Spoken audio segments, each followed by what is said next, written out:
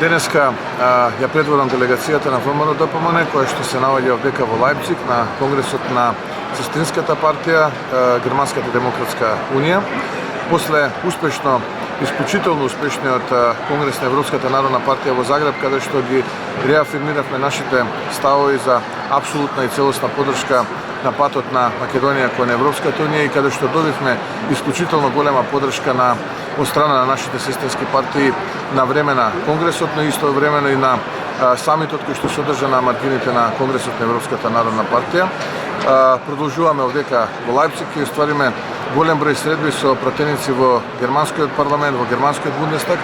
Веќе имав неколку такви утринава со господинот Бајер, со поранешниот европратеник Дорис Пак. Разговаравме за актуелната политичка и економска состојба во Македонија. Го пренесов впечатокот и анализата која што практично ВМРО-ДПМН ја има. Истовремено сакам да порачам дека во полн израз доаѓа заведлизмот на Заев, откако виде дека и последната негова теза, неговиот меур како сапуница се распрсна, дека ВМРО-ДПМН практично имала неуспешен конгрес во рамките на Европската народна партија во Загреб.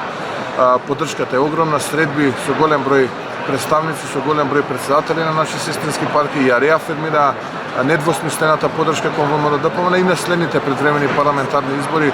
Голем дел од нив ќе присуствуваат во насока на поддршка на политиките на ВМРО-ДПМН и поддршка на патот на Македонија кон Европската унија.